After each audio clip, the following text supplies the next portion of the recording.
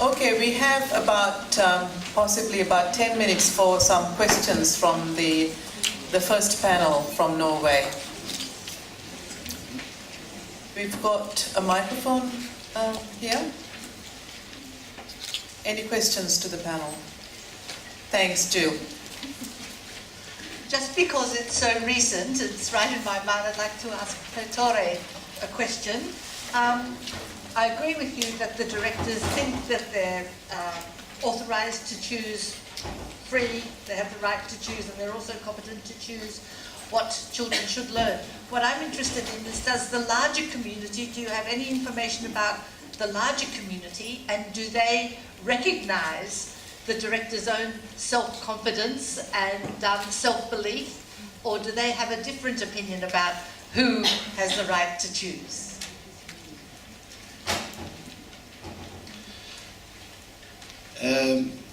I remember from the interviews that I asked them, how about your leaders, and how about your owners, whether being a non-governmental or a governmental owner, do they interfere into these choices? And I said, very little, very little.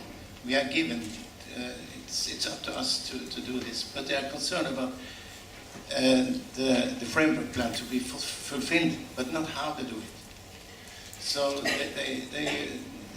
the story that they're telling is they are, in a way, as I wrote on the screen, they feel themselves authorized to do this and given being responsible for this and trusted the competence from their owners. And have the support from the larger community. From the owners at least, but then again we have other stakeholders like politicians, and we have the media and the politicians. They are working through the parents and so on and so forth. But I have perhaps you know more about it from the owners view, but. Well, that's about what I can say about it. What our sample tells us about it. So that how they feel.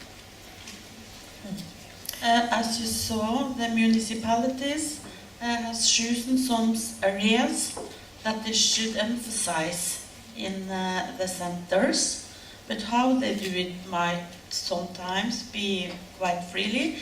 But some of the municipality has ordered them to use some way of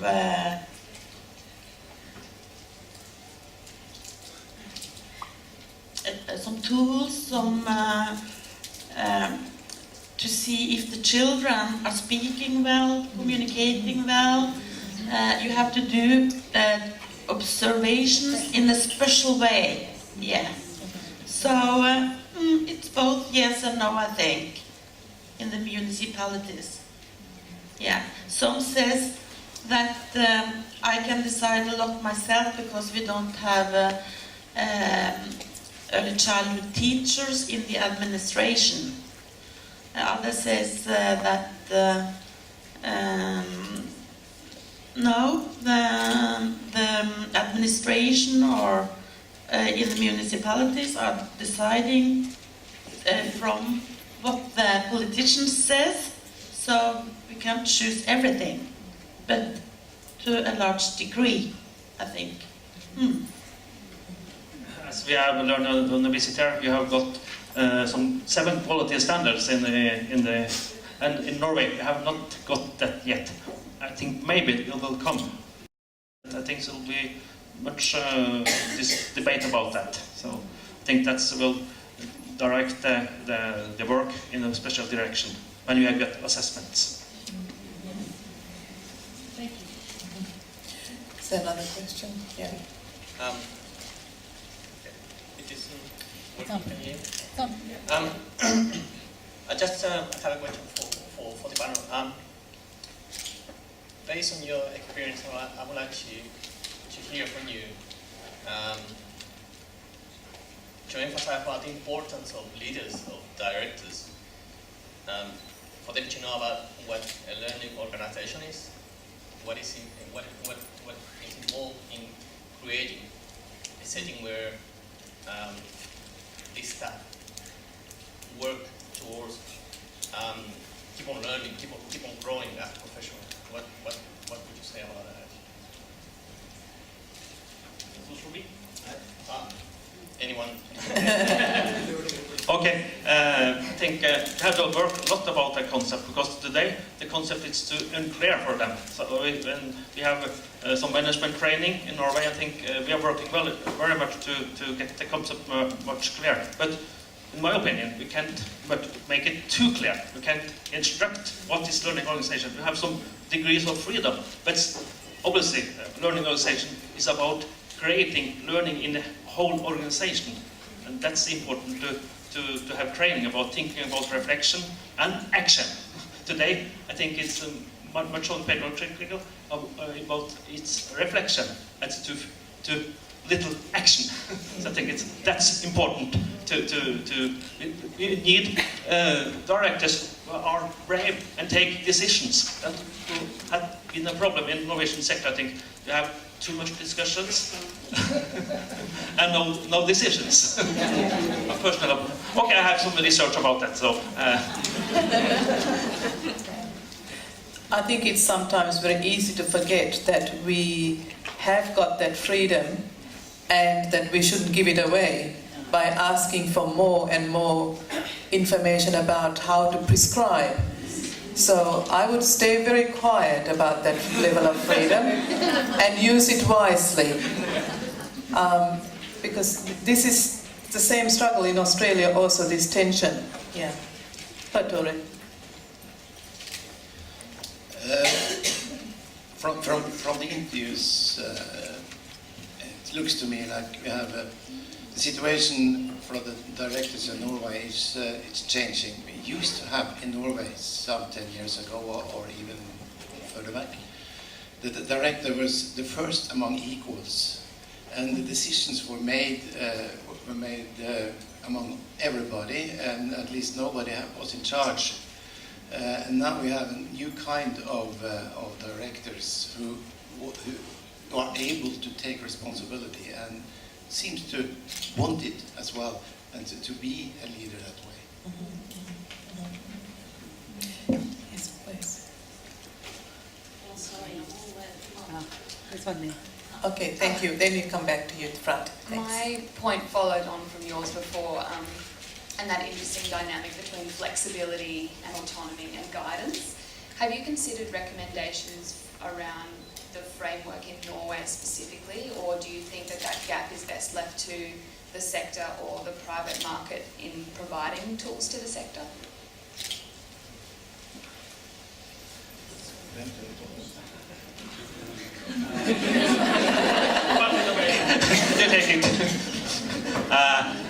It's a difficult question. I think in some ways we maybe need some more directions, and maybe we should have them, but we just trust the cleverness of the directors, I think. Yeah. It's very much about that. So we must give them competence and confidence to make decisions, and have the staff with them, get them motivated, and that they use their freedom in a wise way, I think. Yes, yes, yes. What of you?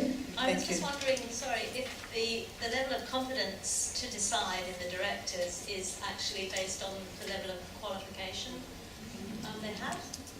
Was there any sort of compilation of the results there? The research? We haven't done so much data research, so we really don't know. We really don't know, but it will come, because in my survey I have background data about the age and all that. So we have do some data analysis too. So maybe see. Yes. And maybe Kjell can answer a bit about that. He has been studying the owners, and they might be the municipalities and private owners. I don't know if you have asked about that, but I suppose that questions about how much the owners are directing them, how they take care of them, support them.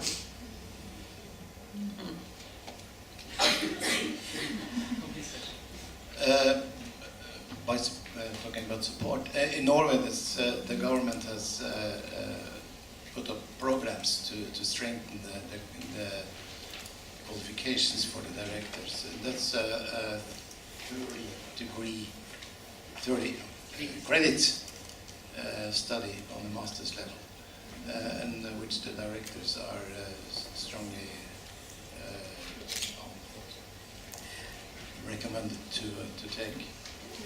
And so the government are trying to strengthen up the competence for leadership and management.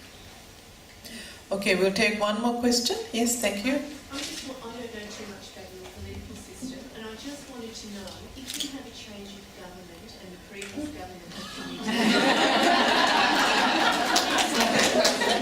and the previous government, you probably are aware of our situation and what happened yesterday. Does that commitment from the prior government continue, or does the new government come in, scrap it? We have just changed government in Norway, and it will continue. The full coverage of ISIS will be continuing. So it's a political agreement about Conservatives and Labour Party. So that's not issue. This in 4 years, I think. Lucky maybe. you. Yeah. I know. That's one of the main they are agree about. Okay, colleagues. There are some political issues, so it's not the whole thing is there are not agreement about all things. No, but think about learning. They're quite agreement. Okay, I'm going to call it now, but we will have a second panel on from Norway later today, so we might be able to follow up with the Norwegian questions. We've reduced the time for morning tea, but if you can be patient with us, can we ask you to come back at 11 o'clock? But please join me in thanking the first Norwegian panel.